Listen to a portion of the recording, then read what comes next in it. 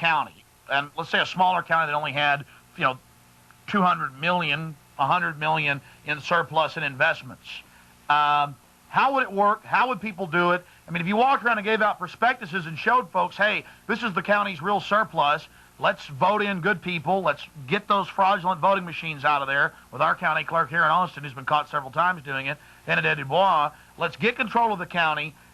How do you, because the people need to know this is real. They're taking the money for themselves. How do we get the forced taxation phased out and get dividends, checks every month sent to the people with this tens of trillions of dollars they have in surplus? Let's use a county that has $100 million in surpluses. They have approximately $300 million in venture and enterprise projects, which can be sold back into the private sector. Okay, now we're standing with $400 million. Composite government pension funds, Washington did 23% last year, Oregon 22%. We're talking on about $50, $60 billion. So let's say a nice average rate of return of 15%, conservative figure. Okay? Close to half of what they're really getting. That's $60 million a year on $400 million. Now, say, for example, the county's operating budget right now is $55 million. Okay? And you're generating $60 million.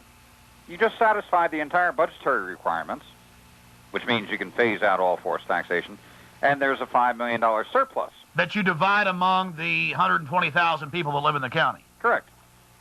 And as the fund grows, say, for example, you're coming up with a surplus, you keep a certain amount of your surplus to let it grow. And you can actually get quite a nice little dividend check back if you have prudent financial management within that local government and perform all of the normal functions of government. Forever with conservative investments. And we're standing at a crossroad, Alex. We have a runaway freight train, and if it continues on its current course, we're facing 1,000 years of subserviency and subjugation. 1,000 years. Yeah, these empires are militarizing, building prisons, county cities, the feds here in Austin, the states. They just built a $93 million justice center. You can't get into it. The stairs aren't for your use. There's one elevator, lines of people, cops with submachine guns, black uniforms, combat boots, barbed wire, prisons everywhere, armored personnel carriers, cameras, microphones hanging out of the trees. They're militarizing against us. And why are they doing that? They're protecting the empire. I mean, the Roman Empire did the same. Every empire that's ever existed on this planet has done the same. They use the populace. The populace revolts or objects. Then they get more strong-handed with the populace. In fact, what they do is, if the populace objects, they will take more revenue from the populace to make the populace weak, so they cannot object. And currently, right now, I hear people screaming all over the country.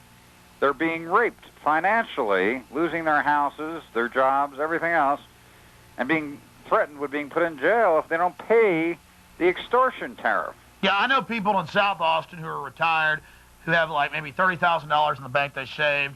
They have nothing. They have one old car that barely works, and the IRS says, hey, you owe us money. Well, no, I don't. We don't want your receipts. Give us $10,000 now and we'll leave you alone. Oh, we're just taking your house. They have a heart attack. Then they get it all. I mean, and it's in the name, well, we gotta, pave the roads and gotta have defense. Well, the course in the road right now, the other path is 1,000 years of prosperity. The true meaning of the word millennium, we're at a crossroads.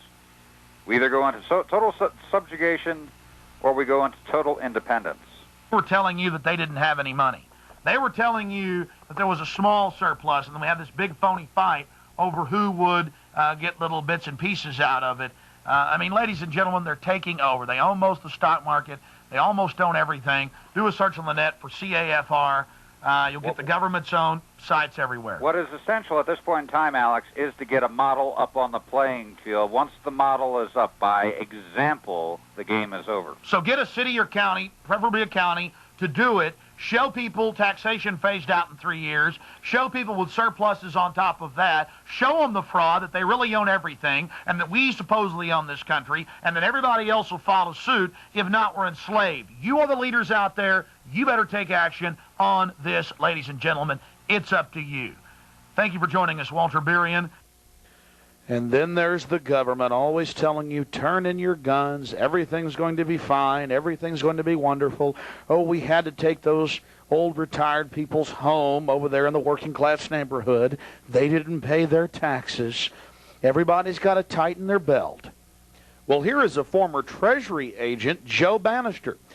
In the last 2 years, Mr. Bannister has gone public on national television, in the newspapers, you name it, about how the IRS is a collection agency for the private run-for-profit Federal Reserve that's, well, running this whole comprehensive annual financial report scam that we've just exposed. Oh, yes, ladies and gentlemen, more and more Americans are fighting this and coming out against the developments. It's time for you to join the team. Many hands make light work. The IRS is a criminal organization. The 16th Amendment was never ratified to give you the income tax. You pay your taxes to the private banks. It's called the New World Order. And now they want to THX 1138 you. That is, dumb you down 110%. Well, we're here in Northern California, and a few weeks ago on my radio program, we talked to Joe Bannister. In fact, his story's starting to gain a lot of attention. There's going to be an article in Media Bypass, and he's been doing a lot of radio interviews with people that are interested in the truth of what's really happening.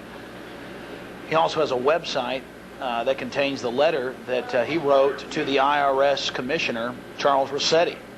And again, his name is Joe Bannister, and he was a special Treasury agent assigned to the IRS to investigate people that were filing fraudulent tax returns or simply hiding assets. And thanks a lot for spending some time with us, Mr. Bannister. God bless. Thanks, Alex. Basically, just start out and tell us a little bit about yourself and how you stumbled upon the truth. Well, I started out as a CPA. I worked in public accounting, and I decided that I wanted a little more excitement, and decided to become a law enforcement officer in the federal government. Well, the Internal Revenue Service is his job is to collect income taxes and some excise taxes. And the Criminal Investigation Division, of which I was a part, investigates criminal violations of those tax laws. And when did you start to, well, tell us how it all began. What made you first want to investigate the Internal Revenue Code yourself and not just take the manuals and the codes that you used when investigating tax evaders?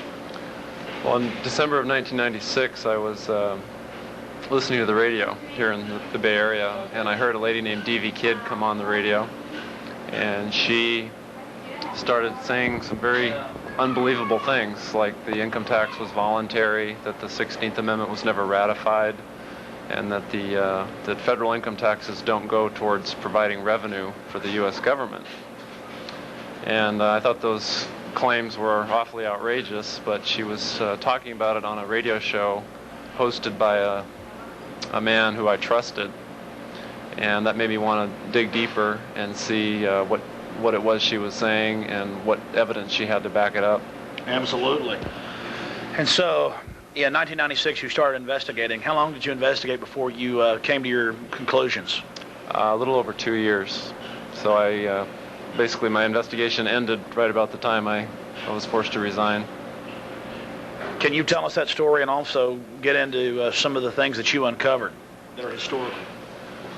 Well, I'd say after a good year and a half, I basically in my mind came to the realization that all her claims were correct, that in fact the income tax was voluntary, although it sounds kind of strange to be saying that, because we all know that people go to prison, they lose their homes, they have their wages garnished. But the reason that the IRS constantly refers to the income tax as being voluntary is because of our U.S. Constitution and the severe limitations that are placed on the federal government's ability to tax us.